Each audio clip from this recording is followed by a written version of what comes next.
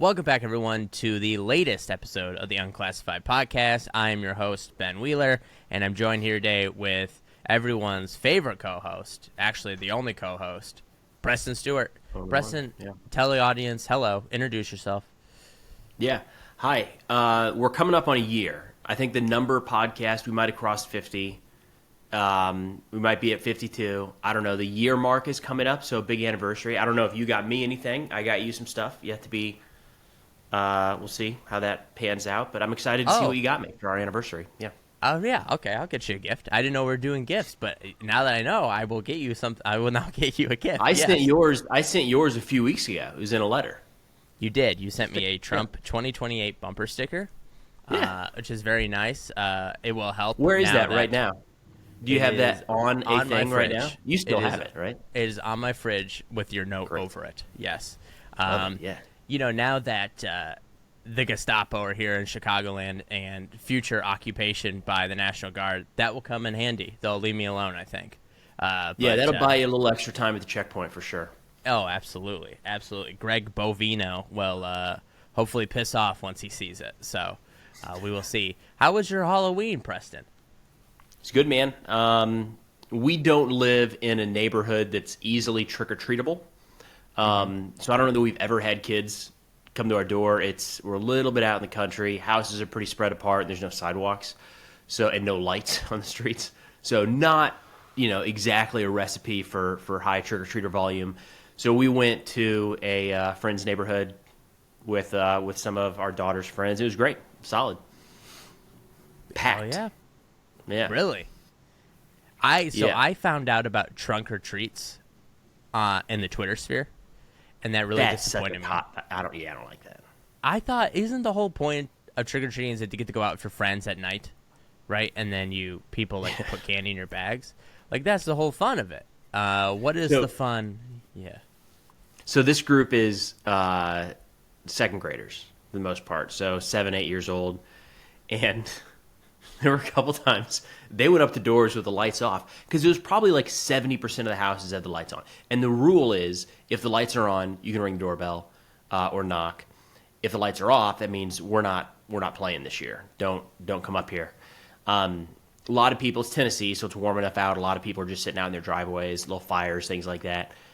But there were a couple times where this is kind of like their first trick or treat in a lot of ways, where like the parents aren't with them the whole time.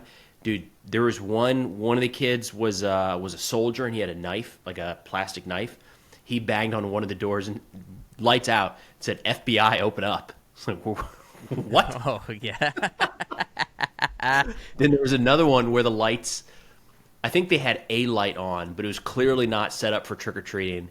Right. And my daughter was right up there at the front of this one. They were banging on the door, and we thought that like, because some houses they'll like do a whole thing, like the door opens and they're like in costume, right? Or there's like sounds playing. Yeah. And by the time we noticed what was happening, the light went off. And what happened was the dog inside spotted the kids and started barking. So they were like, when we bang on the door, the dog barks. So they loved it. And they were just getting after it on this door. And finally the homeowner was like, enough, shut off all the lights inside. And we were like, oh, Jesus. Get away from there. What are you doing? That is great. I am a trick-or-treater purist. I am of the belief. Now, this never existed, at least when I was a kid. Maybe it happened once in one of my old neighborhoods. But I believe if you don't participate in trick-or-treating, the kids do have a right to TP your house. I've never participated in it, but I do think it's like a fair trade-off, right? I think it's part of the social contract. I think you can hand out candy, or you can get potentially get TP'd. I don't know. Not everyone likes that, though. We live in an area that is pretty religious, right in the middle of the Bible Belt, right? And there are actually a fair number of families around here that don't celebrate Halloween, as in like it's the devil's holiday kind of thing. Do you think these people are crazy? I hear people say they're demonic. You look at Halloween decorations too long, you get possessed by demons, and I just think that's not true. I think you people are crazy. I think that's crazy. Well, where I'm going with that is if you TP someone's house because they aren't celebrating Halloween on religious grounds, is that a hate crime? I feel like you might have just crossed the line. No, be careful, it's not a hate crime, man. If it is the neighborhood, If it's the neighborhood 6 to 10-year-olds, no, not a hate crime. Okay. Now, if you're out there, if you're out there TPing, your neighbors are not celebrating Halloween. I think that is a hate crime. Last night though, late last night I watched The Great Pumpkin. Charlie Brown. Have you ever seen that? Yeah. And I thought, okay, it's nice, whatever. It's a good film. But I have been enamored the past 12 hours the idea of what Donald Trump thinks of Snoopy, and I have to know. Like, I just feel like, you ever just get this thought when you're watching something, you go, I wonder what he thinks of this? I haven't, but now it's going to be in my head. Yeah. No, okay. I think, this is my thought here, and I'm interested to hear from the viewers. I think Trump almost certainly hates Snoopy, and I can't prove it, but it just feels like something he would hate. I think he would just be, this whole dog thing is ridiculous. Like, he's the Red Baron pilot, and he flies a doghouse. I think Trump would have enough of it. But where I do land on it here is, I do think Trump would like Lucy, because you know how Lucy pulls the football out from Charlie Brown? He can never kick the football. I think he likes Lucy, and he thinks Charlie Brown's a total loser for falling for it every single time. So those are my thoughts. I mean, a bit out of left field there, but the more I thought about it, the more I was like, I got to share this on the podcast. Because I was watching this, and I just thought he would never get any joy out of it. But speaking I don't know. Trump, That's a pretty unique random thought, I got to say. Not really connected so? with very much. Yeah, you just kind of veered off there. Well, it's about Halloween. Right? The Great Fair Pumpkin's about Halloween. There's a slight connection, yeah. Yeah, Charlie Brown and his dog. So, anyways, I also found out, because I was watching it and then I started Google searching it, apparently it's a very American thing. Because you know how, like, some parts of our culture are just all over the world? And, like, you talk to people from overseas and you, like, start explaining, like, what Home Alone is, and, like, yeah, we've seen it. Like, you're the dumbest person alive. Mm-hmm. But then you, like, Google something about Charlie Brown and his dog, and people are like, no, it's a very American thing. I'm like, that's weird. Well, what decides what the rest of the world likes? Anyways, speaking of Donald Trump, though, would you like to open us up here? Apparently, we're on the verge of war. It'll probably, knowing our luck, it'll probably happen as soon as we click publish on this post. But it's 8:17 a.m., folks, on November 1st, 2025. So. Yeah. The key here, Ben, is it's not war. It's a special military operation, where we got to come up with some term like that, because we don't start wars. That's not. I have seen that. That's been the pushback. So, yeah, it's strikes are okay, wars are not. So quick, clean strikes don't cross that threshold. But don't you dare call it war. Which it's hard to not call it a possible war when we're talking about the assets involved. I mean, we just redeployed a carrier strike group from the Middle East to the Caribbean. That's no joke. B-1 and B-52 shows of force. I don't know if you caught this, but the new Pentagon press corps, people were reporting on these B-52 shows of force and said, essentially somebody like, this is crazy that we keep doing this. We've done like 3 now. And one of the new Pentagon press corps people said, I actually have access. This was a routine show of force. It's like, there's no such thing as routine show of force. It's like saying routine warning shots into the crowd. Like, it's not routine. It's a very notable event, but might give a bit of an indication that the folks covering the Pentagon right now, or at least with access, don't have the background knowledge to recognize that, like, a show of force is not normal, especially in the Western Hemisphere. But either way, we've done a bunch of those. We've kind of shifted strikes over to the Pacific, started hitting boats in that direction. It sounds like there might be, it's hard to read too much into this, but there's some speculation that, as we've talked about here, like, if you want to stop the flow of drugs and like you're going, it's weird that the first place you go after are Venezuelan cartels.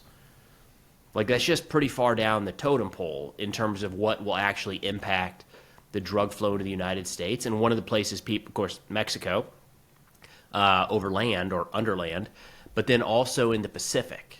And it makes you wonder if the shift to strikes in the Pacific may be a result of some of that pushback. But either way, there's this weird setup right now where we're simultaneously going after cartels, which is just apparently, like, there are so many, Ben, in different countries with different motives and capabilities and connections. But, like, we are going after cartels and Maduro in Venezuela.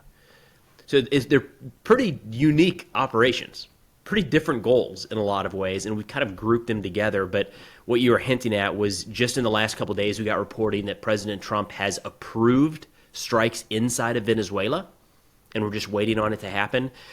And then yesterday, there were a bunch of kind of smaller events that hinted that a strike might be imminent. We saw some increased GPS jamming in and around Venezuela. That can be an indicator. We saw a couple different aircraft take off from the United States, suggesting maybe they could be heading in that direction.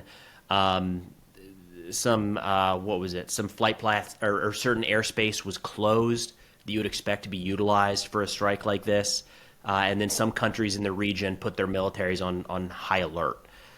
So just kind of trending in that direction. Of course, we should mention that the response from the White House and from the Department of State was, no, we're not about to do this at all. I don't know how much you can take that.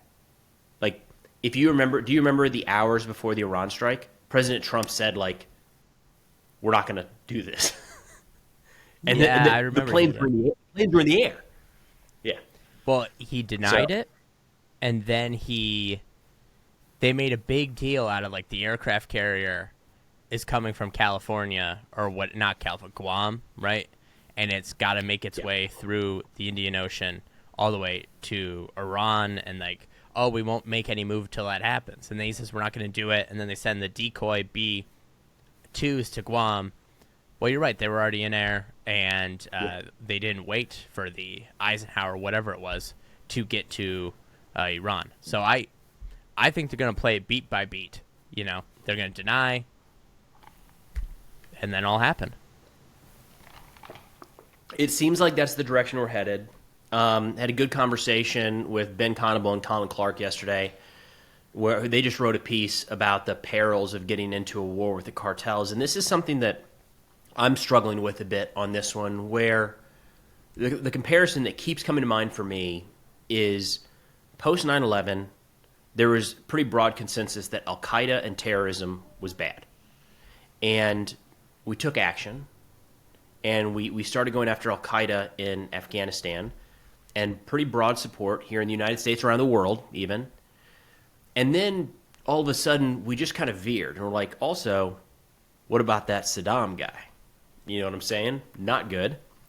And then you started to hear these connections that were dubious at best about not just the weapons of mass destruction, which that was always tied to terrorism. What if there was a 9/11 with WMDs, but also Saddam's connections to Al-Qaeda, which weren't there.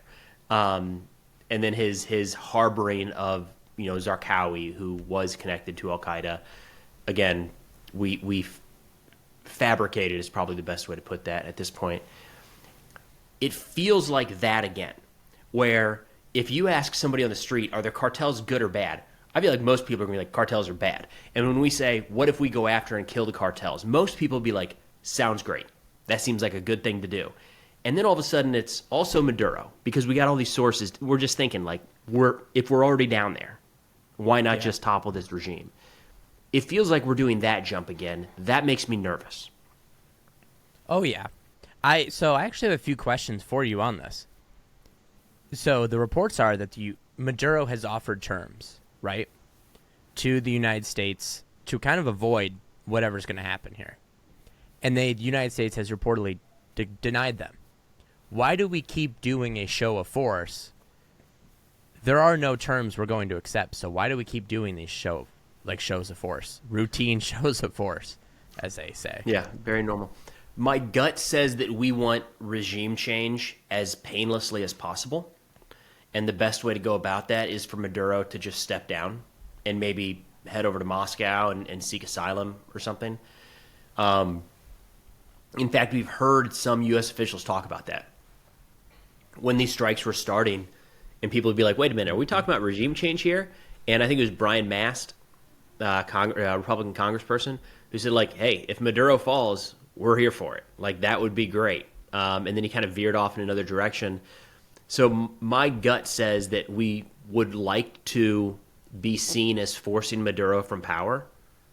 And if we can do that without dropping a single bomb in Venezuela, better. My concern is how far are we going to push that? Because, Right. to your point, Maduro has offered, allegedly has offered up a lot of different things.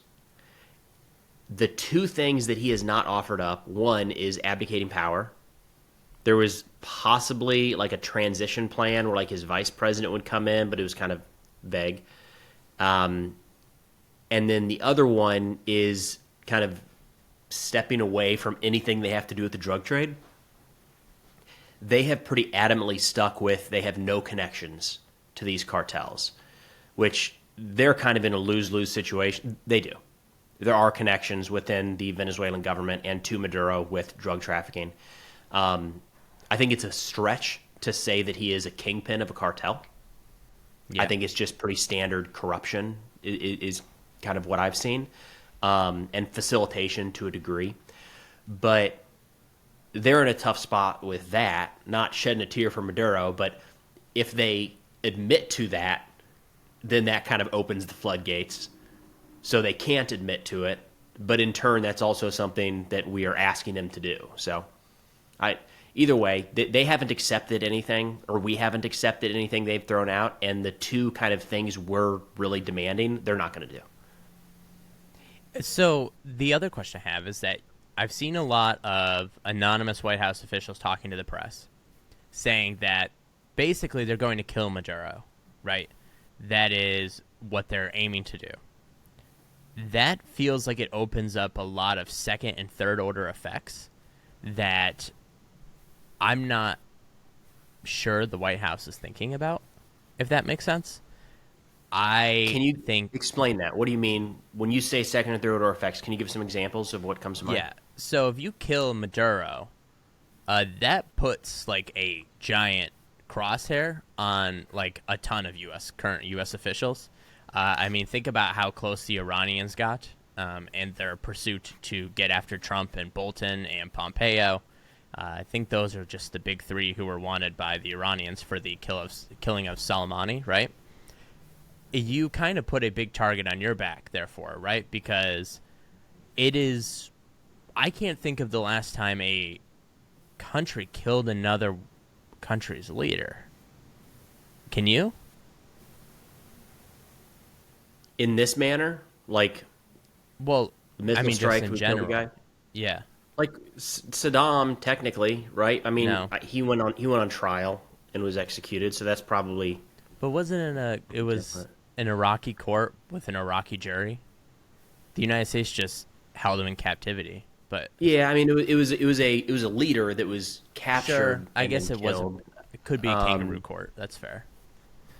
I don't know. I feel like this probably happened in South America at some point in the recent past, right? Maybe Africa, Yeah. maybe. But Yeah. to your point, yeah, it's not. So that's- would not be common. Yeah, so that is one of the second order effects, is that it kind of, and especially in a country, and I'm not trying to cause any kind of panic here, do not get my words twisted, but in a country with a lot of Hispanics, a lot of Venezuelans, it kind of makes you really hard, and I'm not saying any Venezuelan in the United States is loyal, right? I'm just saying it becomes incredibly hard, right, to do threat detection the way they would need to if they go forward with this. So that's not great. I would also say it would create a mass crisis. Maybe the opposition comes in and they fill the hole, or his vice president fills the hole, and everything's fine. But, like, there's a good chance it doesn't. If it goes into civil war, right, a complete destabilization, all of a sudden we have all these refugees and migrants at our border again, fleeing the civil war down in Venezuela, which is notably what people said they hated last year. And now we're going to have even more. That's not great. And also, I think when you destabilize a country in Latin America, you hurt our relations with everyone else in Latin America. And perhaps they're like, this is about proving a point. But I don't really think we need to prove a point. I think everyone in Latin America is our inherent ally. And when we start trying to boss them around, that doesn't bode well for us. So I think those are second, third order effects. I think that's disastrous. And I also think the third order effect is that it is very harmful for our long term image as a country and as a world leader that we just go around willy nilly killing world leaders because we choose to, right? Especially if say you're the Ayatollah in Iran. If all of a sudden you're on the table to be killed, don't you just kind of go for it anyways? Right? Don't you just go for the nuclear weapon? You don't even maybe there's time to negotiate. No, you just go for it. I want to walk through those because I think they're all valid points. First off, in terms of the destabilizing nature of rapid regime change, I think that's a coin toss at best. Mm-hmm. There's just so many questions about what comes next, and Syria gets a lot of hate, and this was not rapid. Syria gets a lot of hate still today, but all things considered, that regime change about a year ago now at this point went pretty well by most standards. Yes, Ben. Well, I think it went so well is because al-Shara had assumed a nation state in the land he was occupying before he took over Syria. Like, they were conducting full governmental operations in the place he conducted. Like, that was a full-fledged government. The opposition in Venezuela isn't doing that. Aren't they in exile currently?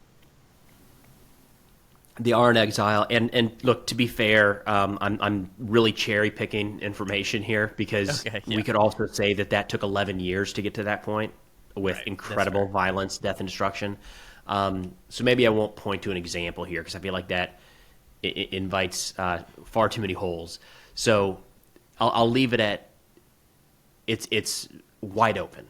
When you topple a leader, it could go well. There's rumors that the opposition has a 100-day plan to restore order, but also it can go so wrong in so many different ways. So that is a complete unknown, and it doesn't matter how many resources or research we've done into that. It just becomes very dynamic very quickly. So there's that. When it comes to, I think the threat to the U.S. homeland is overblown from Venezuela. Even from cartels.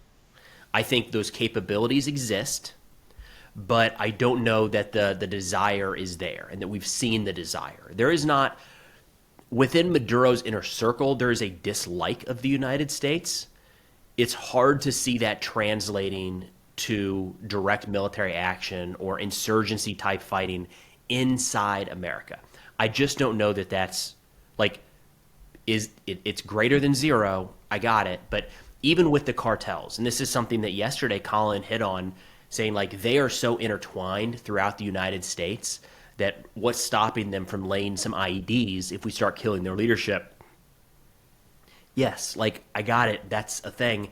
But that's also cutting off your leg to save your foot, right? It doesn't. The cartels, the reason that they are who they are today and have the power and the influence is because they are selling into the American market. And they have this toehold throughout the United States. When they start setting off IEDs, they lose it because the crackdown is so intense.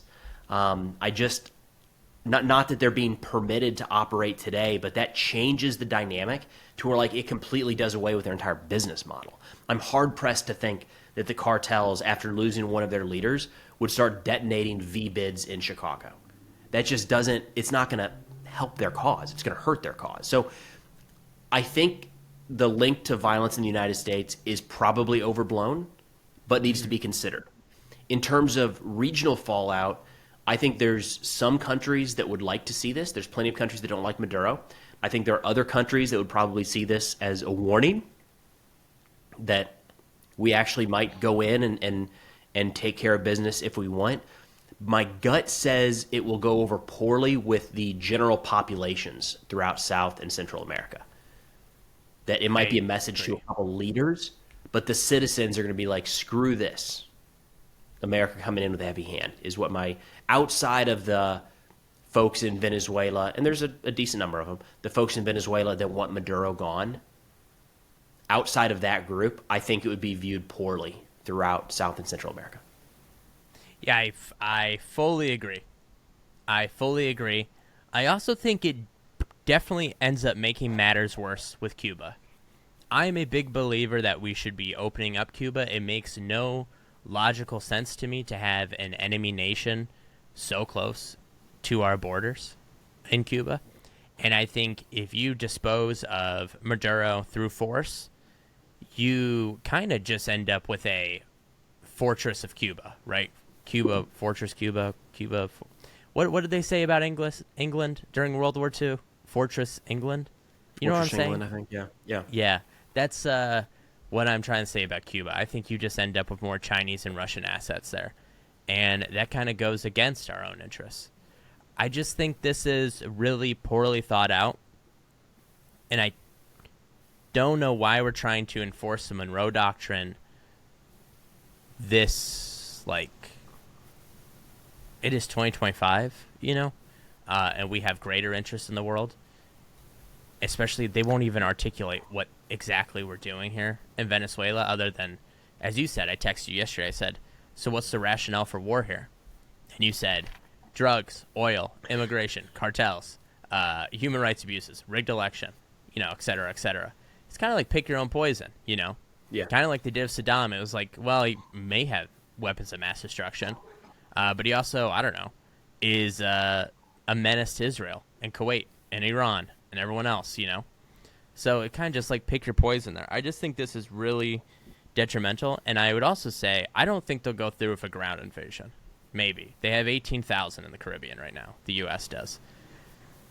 But what happens 18,000 are not, that is not ground troops, though. Are they Marines? In terms of total forces right now in the okay. Caribbean that could go ashore, it's closer to like 1,400. Okay, so that's not very many. Right? I mean, no hate, but I don't think you can do that with that many.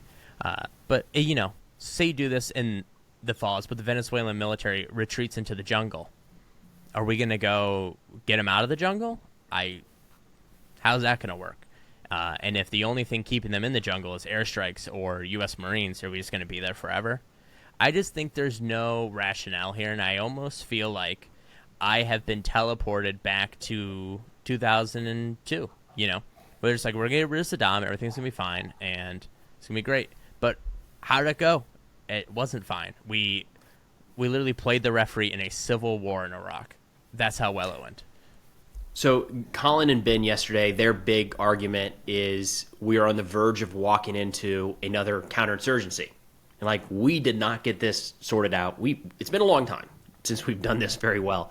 But they brought up an interesting point at the end of the conversation where they said something to consider is what if it goes well? Like the Iran strikes, right? So look, that was pretty effective with limited fallout. I think long term, we'll see how it actually plays. But in the short term, pretty effective. Don't know yet if it was the right strategic decision. It's something we'll have to look back on as Iran kind of comes out from that 12-day war. But if you're the Trump administration, that has been pointed to now for months as a clear victory, a show of strength. Don't mess with us. We said stop. You didn't stop. Now you face the repercussions. And any chance Secretary Hegseth gets, he talks about Operation Midnight Hammer. What happens if we sling a couple dozen tomahawks into Caracas, Maduro steps down or is captured and extradited, and not a single American soldier or aircraft is lost in this campaign? That might embolden the United States to try this somewhere else. We're 2 for 2. I mean, you present a good point, but I guess what if it does work? I don't know. Maybe we're catastrophizing too much, but I don't know. It rarely ends well for us. And I also think it's important to know Iran wins so well because Israel kind of just, beat the hell out of them for like 3 weeks. It was a very permissive environment by the time we got there. Yeah. Yeah, and I don't know what Venezuela's military strength is, but, unless Israel's going to start a 3-week campaign for us here in Venezuela, I don't know if we're going to have the same conditions. So, I don't know, man. I'm quite nervous about what we're doing here, and I think this is... I'm not sure they're thinking about it either, though. And I will say there is something... It feels very much day by day. Yeah, and... do not. What I'm about to say, I do not intend to dismiss the human rights abuses in Venezuela and Cuba, but I do think it's a little funny when the media here talks to people who are from Venezuela or Cuba, and they hate the leaders in both countries, right? And there's like, oh, they gotta go. People are like, see, this is proof that everyone there hates them. And I go, well, of course. I mean, if I didn't like Trump and I lived in Europe, yeah, everyone who didn't like Trump left the United States. I mean, everyone doesn't like Maduro is not in Venezuela. So it is interesting. We're seeing more and more of trying to connect this to the homeland and homeland defense. But it is interesting because we're talking about overseas operations, right? It might be in our hemisphere. Venezuela does not pose a direct military threat to the United States. No. It doesn't. The cartels do not pose a direct military threat to the United States. They don't. Have they carried out violence? Of course. And it's a bunch of bad dudes. And if they did not exist, that would be better for the United States. But you've seen the comparison that's been drawn is that the drug trafficking amounts to an armed attack on the U.S. And, I don't know if that's going to end up holding up when it's really pushed, if it's ever actually challenged. But it is interesting that there's all this conversation in this administration about like, we're done fighting overseas. We're coming home to protect ourselves. And immediately we're talking about, how about Venezuela, actually? It's still overseas. It's still another country. But it's kind of getting the pass here. There's something very American. Like, so you know how like the whole health initiative of this administration is like, we're going to make Steak and Shake healthy instead of like, I don't know, Americans should just stop eating Steak and Shake, right? The idea that we can eat poorly and still be healthy, right? Just like a ridiculous American mindset. But it's very American, the idea that in order for Americans to stop doing drugs, which I reckon is not that many Americans, is to just kill the cartels instead of giving our people the treatment they need to stop doing said drugs. That is just a very ridiculous American mindset, I think. I think a lot of it comes down to wanting to see action, and I understand the sentiment of, look, whatever we've been doing has not worked. It's always easier to point out a bad guy, I think. Mm-hmm. And we've seen it in the media where if you say, wait a minute, are we sure those are cartels? People immediately come in with, so you're defending cartels now, or you're on the side of Maduro. And it's like, well, hold on. No, there's got to be a middle ground here. So it's hard to stand up. I don't want to stand up for cartels. It's hard to take that side of the argument, and you can show something, right? When you show a bunch of drugs being seized, great, man. We have crazy videos every week dating back, 30, 40 years of drugs being seized. That hasn't changed anything. So I think I can understand the mindset of, at least now, it's different. Boats are blowing up, and maybe that will translate to a change. I get it. I think it's a little bit risky to take action just to take action without a coherent strategy. And I'm not sure I fully understand the strategy at this point, if there is one. I agree. I do think, though, that ultimately we are not going to see any kind of result that we want out of this. I don't know how you think about it, but I just don't see that happening. We have to handle it stateside, too. I mean, you're getting into, to your point, like this is, I don't think this is too complicated. It's just there's supply and demand involved here. Like, again, we have carried out incredible operations over the past few decades against drug cartels and drug traffickers, we've done everything, right? From taking out the top people, seizing assets, all sorts of stuff. And I'm sure there's things we haven't tinkered with yet, but there has not, to my knowledge, there has not been a time where it's like, son of a bitch, we did it. There's nothing coming in. Did you see Hegseth said that the U.S. can justify a strike on these boats if the person's within 3 hops of someone who is in a cartel? I saw that paraphrased. I did not know that was. Do we know that that's a direct? I believe Hegseth quote? It is a paraphrase of Hegseth. Okay. Which to me sounds insane. 3 hops is crazy. That's generally how we at times went after Al Qaeda in the early days. Oh, If I mean, Preston's brother's roommate in college would have been could have been affiliated with Al Qaeda, it can be helpful in mapping networks because you can build out this group, and some people would be easier to get to. That doesn't always mean killing. It can mean monitoring or intercepting calls. If we're killing people in the Caribbean on that basis, that's a problem. oh, dude. And what's crazy is that even during the hunt for Al Qaeda, we had world-class intelligence. We created a multi-trillion-dollar apparatus in order to hunt down these things, and we still got it wrong at times, right? So the idea that like three hops is nuts. Do you think you're within 3 hops of a war criminal? Yes. I think so too. I think like, especially like with Ukraine matters. I mean, it's not that far till all of a sudden you know a Russian.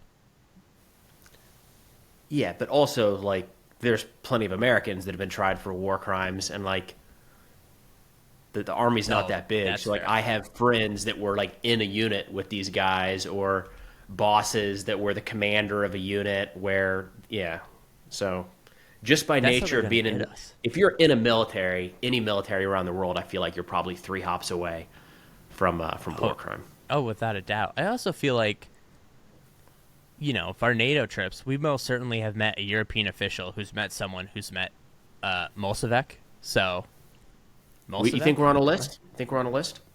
Oh, dude, are you kidding me? They're going to drone strike us during recording one day. So, before we get into Ukraine stuff, I want to bring something up here because sometimes I feel like let's see the comments and across platforms, and when I will question something like, are we doing the right thing? Is this legal? Should we be nervous about it? The loud comments are TDS, Trump derangement syndrome. You hate Trump. Everything Trump does is bad, right? This, that, and the other. But we've seen, and you sent me some of these recently as well, Trump is heavily underwater on foreign policy. That's primarily what I talk about. The one I've got up here from YouGov was from October 18th, so a couple weeks ago. Actually, yeah, October 18th. He was minus 13 in foreign policy. So if I can roughly do that math here, what is that? Like, oh, yeah, I'm not going to be able to do it well. So the minus 13 it's the approval, it's the disapproval minus the approval, right? Yeah. So I'm not going to try to get that to add up to 100 in my mind. I'm a big believer that I don't think that the disapproval minus the approval is very effective. I think just assume 50% is 0.0 and then give me the minus from that. But I understand that's not how it works, and apparently not everyone thinks that's helpful because they don't do that, but I would like that. But as your point, you're saying about his foreign policy being underwater. Yeah. Like, so the average American is looking at his foreign policy saying, I don't think it's a good thing. It's not even close. 13% underwater is a fair number of Americans saying this is not a good thing. So I'm not trying to like beat the drum that I'm mainstream or something like that. But more people look at this and say this isn't good than look at it and approve, and that number continues to increase or decrease. Here's what I'll say. Every serious foreign policy person I know, every serious international relations, geopolitics person I know, is out on Trump. There's just no coherent strategy. He takes bribes from world leaders. Everyone has to kiss his ass. It is just, I mean, he has no coherent strategy. And when you bring up international law and they poo-poo it, like we can say, it doesn't exist, but like the United States is the foundation of international law. It is the foundation of this global system. And when we undermine it, that's bad for us. That's bad for us because a world in chaos is not good for the United States. And I think people forget this. Go ahead. The last Fox News poll asking about this has him 9 points underwater on foreign policy. So like even within a Republican-leaning demographic, I think we're seeing a lot of crazy things in the international stage that are not necessarily good. And to your point, like saying that is the thing to do instead of like, no, trust the plan. Put your head down. We'll get there. Yeah, I mean, it is hard to believe that the president's deep love of peace and epic deal-making failed in Israel, but it sure enough did. But it is important to mention, though, that the way the international system has worked is that the United States acts as a security guarantor, and by doing that, it ensures world peace or a relative amount of peace, and that keeps trade flowing. And since the United States is the second biggest exporter in the world and the greatest importer in the world, that is good for us because it benefits our interests. And he's kind of just like tariffs and, you know, what if we leave NATO? I mean, he's kind of backed down the NATO threat, but, I mean, nonetheless, I mean, they're kind of just all over the place. You know, what if we just do this? Why do we need to do that? You know, what if we make Japan pay for troops? I mean, it's just pandemonium. He's just breaking down the system. And they have this idea that if the I shouldn't say Trump does not. Marco Rubio has this idea that if we just kind of embrace the chaos, then we'll win. And I don't think that. I think the United States wins when it brings order to chaos, not when it breaks up order and creates chaos. I'm there. I'm with you. Yeah. Well, all right. We got a bunch of questions this week. Why don't we jump into those? All right. Let me pull them up here. We have very many.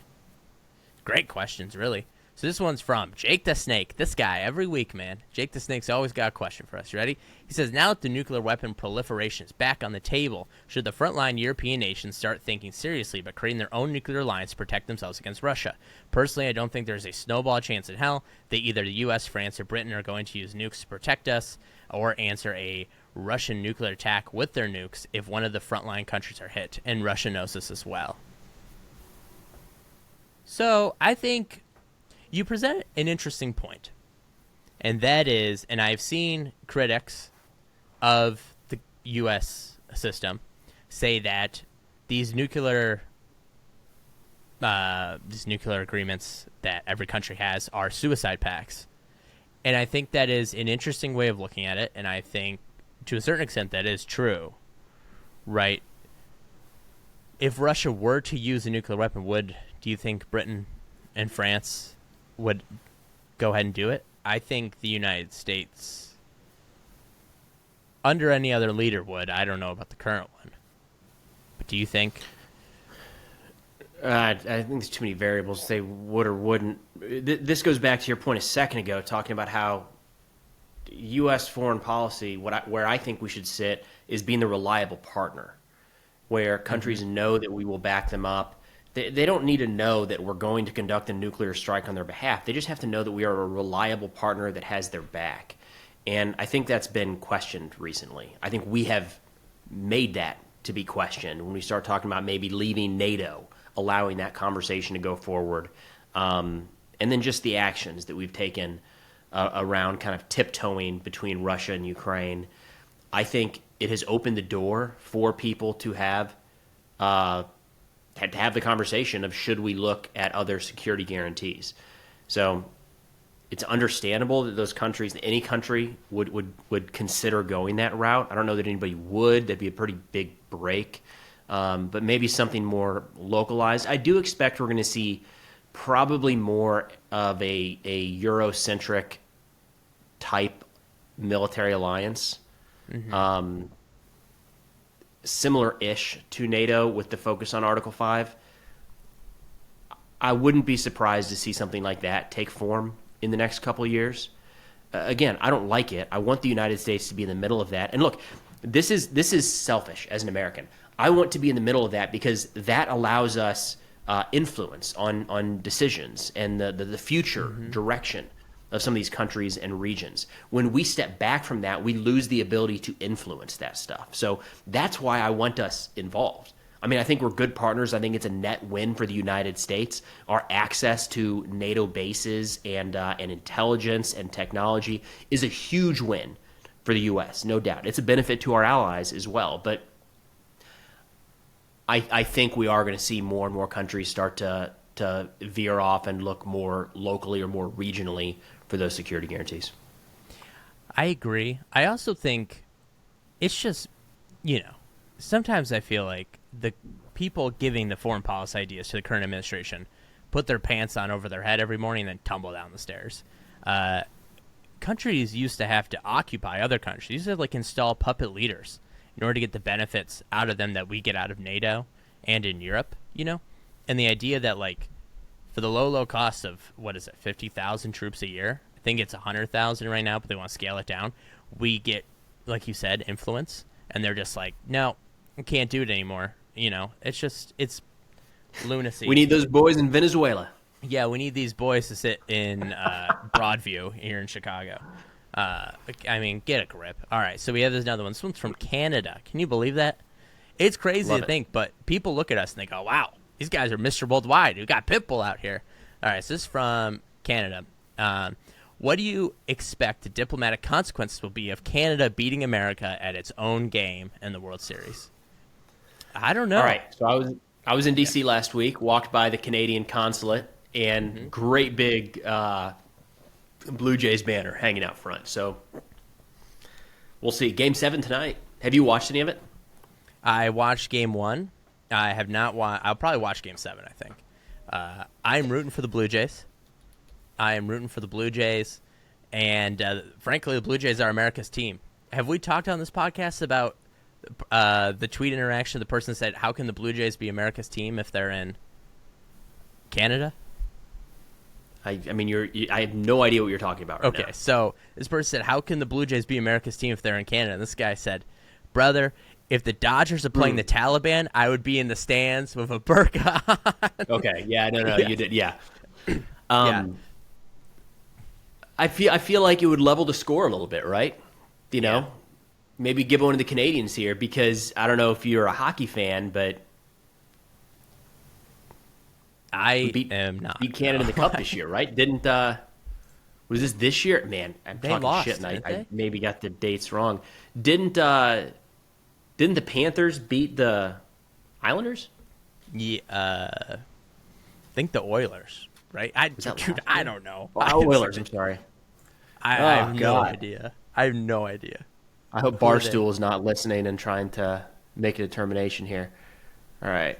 So, I hope for the Blue Jays. I hope there can be a humbling of the Dodgers, and honestly, they kind of need it because they've been getting bullied by our dumb leaders, and I think I'm rooting for Canada here. Yeah, dude. No, the Panthers beat the Oilers. Yeah, Yeah, I okay, didn't. that's what I said. All right. Yeah, and the jokes there were like, look, Florida doesn't care about hockey. No, they At all. don't. Like- no. So for Florida to beat a Canadian team in the Stanley Cup was kind of a dig. So if Toronto wins the World Series, we'll just call it even for this year and look to next. Absolutely. All right, so this next question. Do you think the 25th Amendment should be enacted? Mainstream media isn't necessarily covering his serious health decline and cognitive issues, but made a gigantic issue with the former president. Can you go into a little detail about what exactly that would mean, what that looks like? It's. Yeah. I know I have a general understanding, but yeah. The 25th Amendment is when the cabinet around the president decides that he is incapable of serving and therefore removes him from office. I believe there's something to do with Congress in there maybe, but that is the 25th Amendment. It is not impeachment but a removal because they are not mentally fit to serve as president. Okay, so does that mean that the entire cabinet needs to come forward with that? Is it just one person can put it forward? A majority? Do you know? I don't know the exact numbers needed. I think it might just be a majority. Maybe it needs to be unanimous. I'm not quite certain. But it hasn't ever been used. I think the closest they got was after January 6th. But I think they lost that fight because people kept resigning. So they were never able to successfully pull off the removal of him. Then do you know if it has to go in front of Congress? So if the cabinet says, let's say unanimous, and it goes to Congress, is it then up to Congress to make that determination of like in or out? Or does the final decision sit with, it doesn't seem like the cabinet would be the final decision maker here, I guess is my question. I don't believe so. Oh, so, okay, here's how it is. So they remove the president. The vice president then becomes the acting president. Now, if the president contests his declaration, Congress decides, and a 2/3 vote must be held in the House and the Senate to keep the vice president as the acting president. Okay, so it's like approval by by Congress is kind of what it would. Yeah, so the cabinet's saying he has to go, and Congress, if the president says, I'm fine, Congress then has to have a vote on it. And yeah, I don't know why we make it so hard to remove a president. Like, there's a part of me that's like, I'm glad we're not, the UK where we have a new prime minister every 3 weeks, I guess they've had a bit of stability here, Rishi Sunak and now Starmer. But there was a bit there where it was like, you had went from Johnson to Liz Truss. You had Theresa May in there at some point. Just kind of pandemonium, and then you end up with Rishi. So I don't know. I wish it was kind of easier to move him. But do you think it should be enacted? That was the question. Yeah. I think it should be a consideration always. Trump. It does seem like some of the things Trump is saying recently are a little more unhinged than normal. Unfortunately, that bar's low at this point. Yeah. Not just because of Trump, but the things that Biden was doing especially towards the end of his administration. Like we just kind of have accepted cognitive decline in the presidency, and it's batshit crazy, and it's so frustrating that even has to be a conversation. But it's not going to happen, and I don't think it ever will. Like, and this isn't like a left-right thing. It's just human nature. So look at what happened with President Biden, where eventually it came out and it was made clear that he was not as sharp as he was when he entered office. Immediately, everybody looked at the cabinet and was like, "Well, when did you know? And how long did you let this go on for?" So if you're going to make that determination, you got to get that perfectly right, and you can't risk being too late. You've got to make the decision exactly at the right time, and then you risk being early. And any cabinet official that starts publicly floating that their boss might not be, mentally capable for the job is not going to have a job very long. So they're not going to say it. So their incentive is to just kind of put your head down and that sucks. I guess I got it, but I don't know. There's a part of me that thinks the 25th Amendment is a cool thing that we have. But it's never going to happen. I feel like so many of the Constitution's processes and our amendments are based on this idea of everyone being as noble and as having the level of integrity that the founders had. This ability to kind of just we're going to do whatever. But that's not really the case, right? I mean, there's so much caught up now in modern life that Anyway, so the next question here is from Cody Chipa. Cody Chipa, he's been with us since day one, Love it. Yep, and so he said, can you talk about the nuclear testing Trump wants to do? Yeah, I actually think that it may have been taken a little bit out of context. Was it? Everybody immediately went to the idea that we were going to be detonating nuclear weapons. Russia does nuclear testing all the time. They just did it a few days ago. And it was testing the delivery system and the mechanisms for carrying out a launch.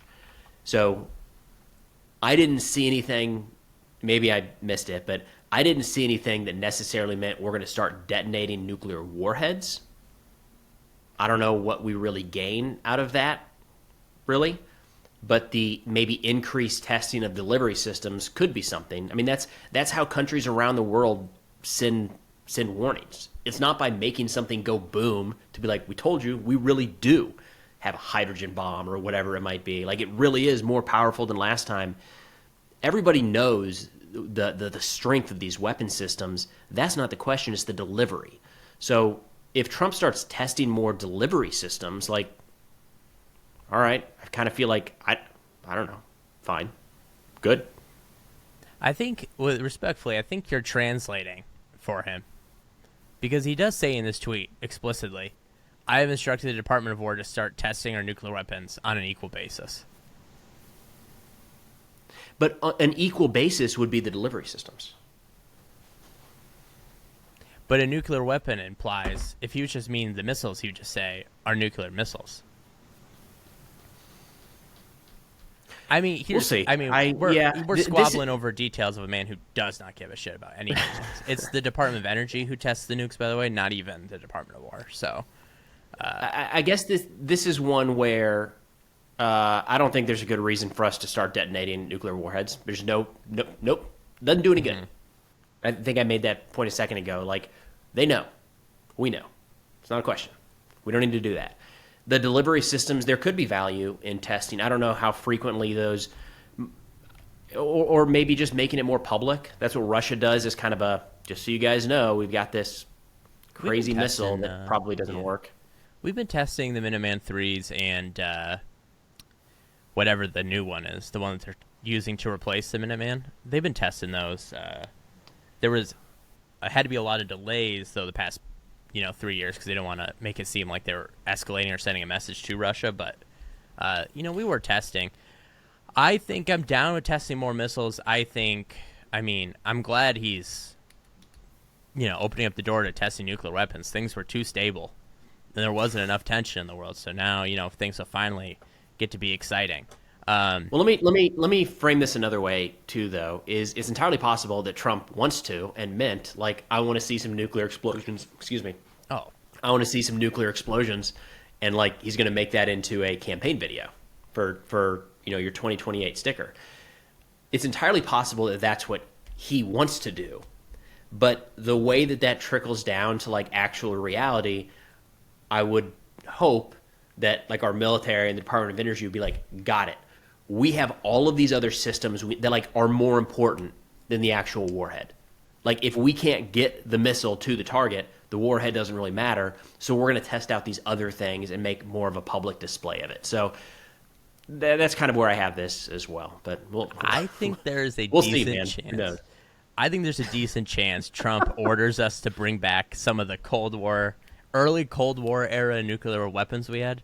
I think he brings back the nuclear artillery Davy shells. Crockett, the Davy Crockett, the artillery shells, the nuclear powered tanks. I mean, all of it. All that dumb stuff we had early on. Landmines. Yeah, that's right. We had nuclear landmines. I gotta tell you, man, it was probably awesome to be Harry Truman and be like, I'm the only one who has nuclear weapons. I can do whatever I want. He had much more restraint than I would have had.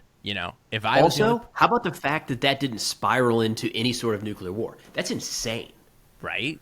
Like, everybody's just like, I don't know, put it in an artillery shell, see what happens. Put it in a landmine. Just make sure you remember where you bury that landmine. And somehow we didn't spark a nuclear war. That's crazy. The nuclear artillery shell always cracks me up because it's like, oh yeah, I don't know, just in case, you just need to blow up Berlin casually, right? Like, what were they doing, man? They were fully all in on nuclear weapons being the future of war for maybe a hot 2-3 years there. And then the Soviets got them. They're like, never mind. This sucks. This blows. We can't do this. Which, got to give them credit. I would have the same thought here. So this other question here. This is from The Red Line. Thoughts on Pakistan versus the Taliban? Yeah, I'll go first. It's a shame they both can't lose. Oh, jeez. Your thoughts, Preston? It seems to have died down a little bit, but that tension's still there.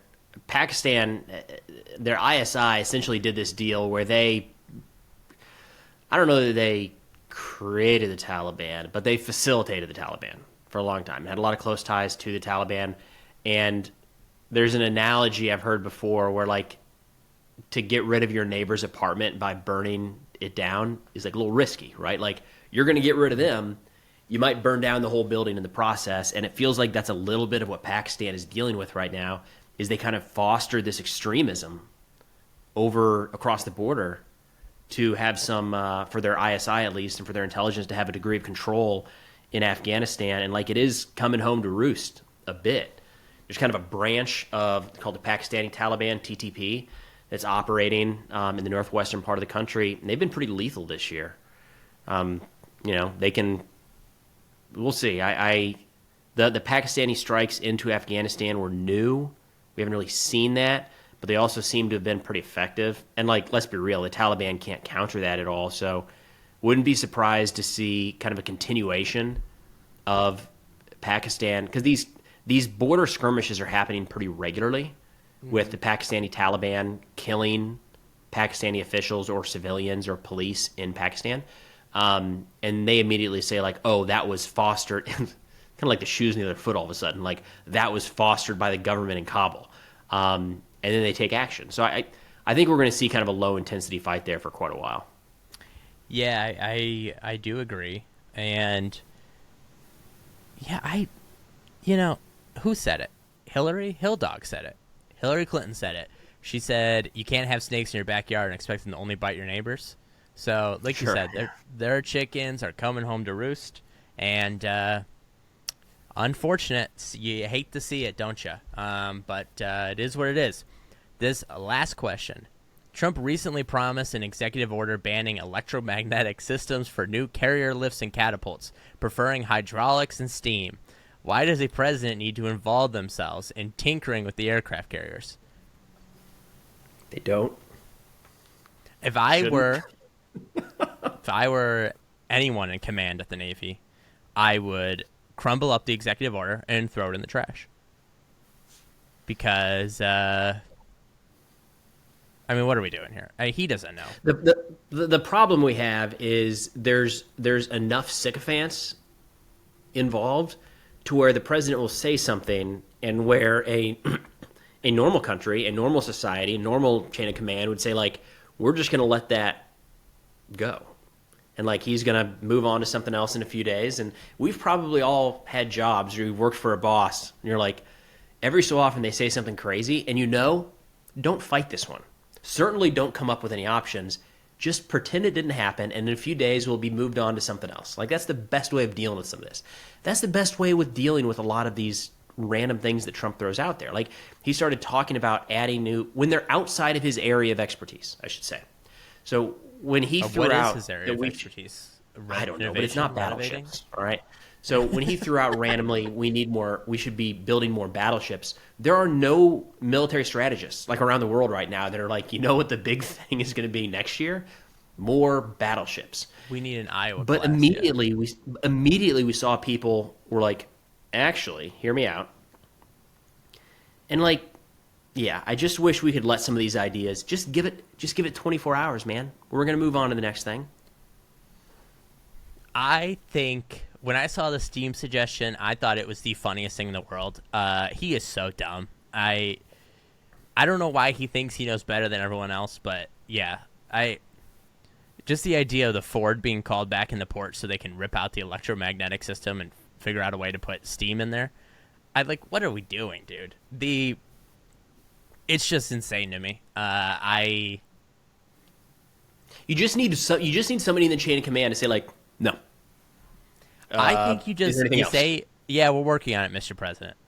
It's going to take exactly 6 years. It's going to take 6 years. Yeah. Now, if somehow, if he doesn't leave office, you're kind of screwed then. You're going to have to rip it out. But 6 years gives you enough time. Make sure your retirement date is set. I mean, he's already He's got like a little bit of dementia. He's got a little bit of mentia. So, by the time 6 years comes along, he'll forget he said it. So, yeah, I don't know. Have fun, boys, enjoy your electromagnetic while you have it now. Anyways, Preston, do you have any parting thoughts? No, hope everyone had a happy Halloween. Coming up on the holiday season. Should be good here, man. It is. Well, let me ask you this. I don't want to cause controversy. Do you think Thanksgiving is part of the Christmas season? No, it's part of the holiday season. Okay. But Christmas season starts after Thanksgiving.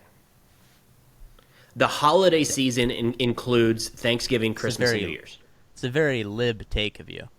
So you're saying the holiday season, okay, is all three. Holiday season is all three. What are the three holidays? Thanksgiving, Christmas, and New Year's. No, New Year's isn't a holiday. When was the last time you celebrated New Year's? December 31st, 2024.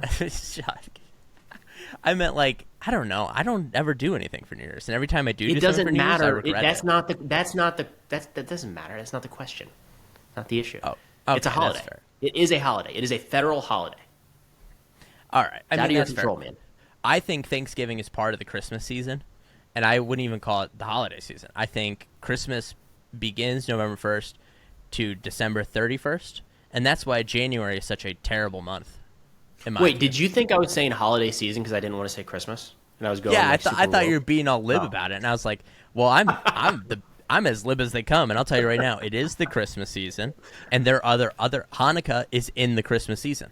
Kwanzaa is in the Christmas season. Yeah, we gave it up, man. We have holiday trees in this house, and we eat holiday cookies. And our daughter gets up on December 25th to open her holiday gifts. You're still your family doesn't go to Starbucks. They're still protesting the end of the red cups. Just 10-year-long boycott. All right, everyone. Thank you for listening. Remember, we have memberships, actually. Great memberships. And we have a big perk coming. The reason we didn't release it this week is because Preston and I are supposed to talk about it. But we were, busy being dudes, World Series, so, man. Yeah, I don't know. Yeah, dude, it's like the NBA's back. Can you believe the Bulls are 5-0? Anyways, so join our members. We got big perks coming out. And also, give us 5 stars, Spotify, Apple. Give us a like on YouTube. Subscribe. We need more subscribers. And Okay. We'll see you later.